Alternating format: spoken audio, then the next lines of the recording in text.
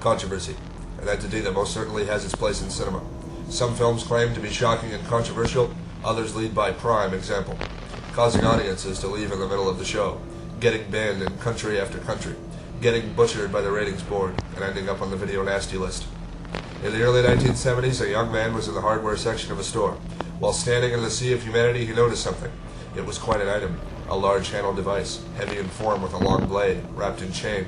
This young man's name was Tobe Hooper, and he changed the face of the horror genre, forever.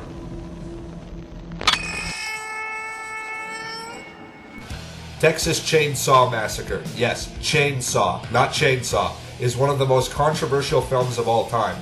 Not arguably, is. When the film was first being released in 1974, it was considered so horrifying and disturbing at the time that it made people actually walk out of the sneak previews for it. Shooting for the film was a nightmare all on its own, shot during a heat wave where the average temperature was over 100 degrees. A large portion spent filming the final dinner scene with real dead animals and rotting food. Edward Neal, who played the hitchhiker, was quoted in saying, "Filming that scene was the worst time of my life, and I had been in Vietnam with people trying to kill me, so I guess that shows how bad it is." Now I could go on and on with controversy trivia from the Texas Chainsaw Massacre, but I've got a movie to review here, with YouTube's maximum video time limit of about 10 to 12 minutes, so let's kick this puppy and get rolling. Like most successful films, there's sequels. Some good, some considered bad, some fucking really bad. The Texas Chainsaw Massacre definitely got its fair share of sequels, remakes, and prequels. The early to mid-90s was a time where both new horror franchises were being introduced and the franchises of the 70s and 80s were still trying to survive. It was an iffy period of attempted franchise rejuvenation with films like Jason Goes to Hell and Wes Craven's New Nightmare, which many people seem to really hate. I can't speak for myself on that one since I really dug those movies. Along with the one I'm reviewing from that time period, Leatherface, the Texas Chainsaw Massacre 3. Right off the bat, I'd like to point something out about this particular movie's poster. The most controversial horror film ever is finally here. I call bullshit. This movie never killed any fucking live animals on screen via cannibal holocaust. It's not fucking Caligula. The film revolves around a couple, Ryan and Michelle, who are rolling through Texas on a road trip to deliver the car they're driving to Michelle's father. But a horror film ensues. They run over an armadillo and are forced to bash it with a rock to put it out of its misery. Is this why it's the most controversial horror film? Well, it's not a real armadillo, so no. They stop at a gas station to make use of the restroom, which just might give them leprosy, and encounter a character very much like the hitchhiker from the first film, who has some really memorable and hilarious lines in this film.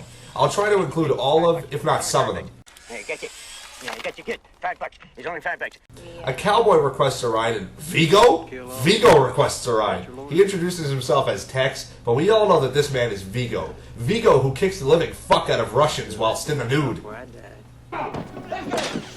Crazy hitchhiker gets pissed because he's caught cranking it to Michelle via peephole and breaks out the shotgun. The couple get away, but poor Vigo gets dusted. Dusted who? The cowboy! He shot the cowboy! What? The most metal pickup truck ever soon becomes hot on their tail, the driver throwing a dead dog on their car and running them off the road. Maybe this is what they were talking about with the whole most controversial horror film ever thing. Looked like a stuffed dog to me. This is where Leatherface attacks, and he attacks hard, showing just how much of a badass he is by tearing off the trunk of the couple's car with his bare hands. They get away, of course, but here's where the real conflict begins.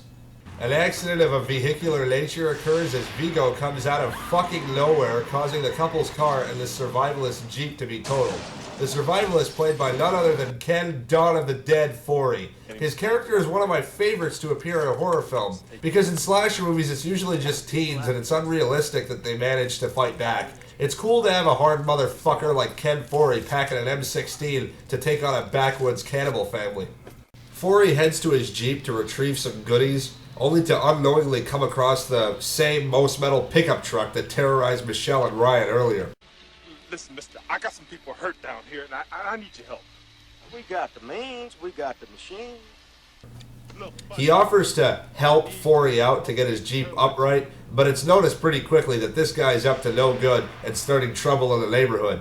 packing one mean saw in the back of his truck. Ready to roll, young yeoman? Just 15 seconds. Forey goes for his M16 and nearly becomes roadkill. There's roadkill all over Texas. Natural order thing. And if matters just couldn't get any worse for the guy, he runs into Leatherface.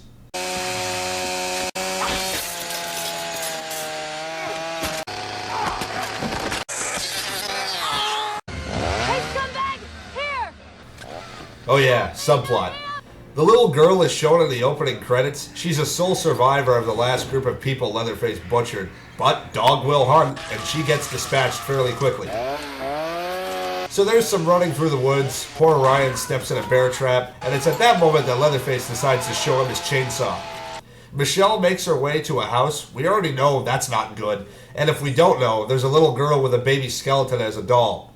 Pretty nasty, sure.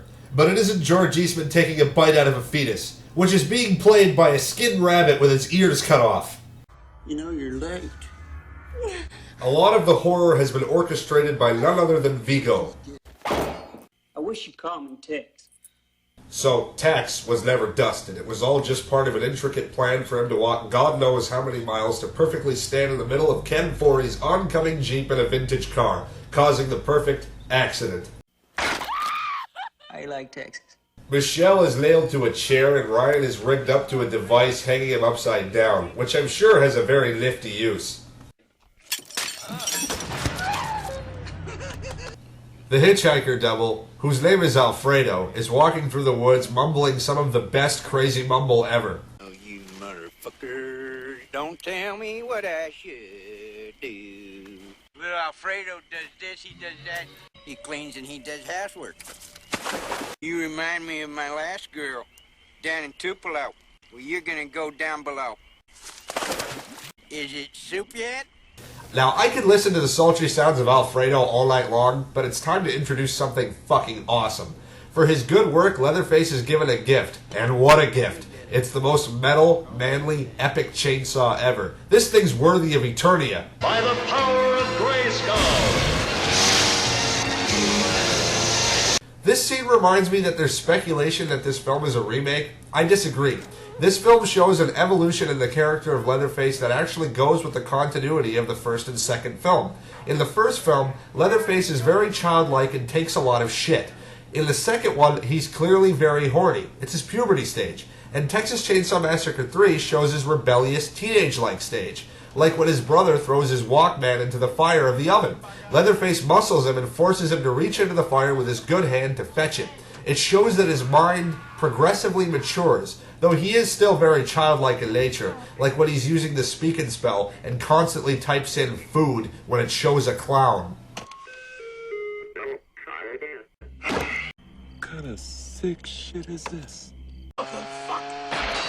So Ken Forey's had enough of this shit and goes Rambo on the house. So Leatherface and Tex spring into action. Leather goes after the girl and Tex locking into an epic battle of one-liners with Ken Forey. Why don't you leave us alone? You're hungry. You ever heard of pizza? I like liver.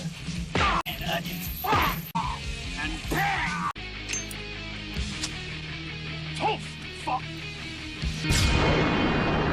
It's time for the final confrontation. Leatherface tracks Michelle into a swamp. Forey followed to make the save, but ends up getting his ass kicked. So Michelle is forced to make the save via bashing Leather's head in with a rock. But there's still more conflict. It's knock-knock time, lover, and I'm back! Alfredo kicks some ass with a sledgehammer, but ultimately gets his ass blown away, which leads to Michelle and Forey driving off into the distance. But the credits don't hit before Leatherface steps into frame to get his last laugh, or rev, or however Leatherface would relish in something. Yeah, that'd be it.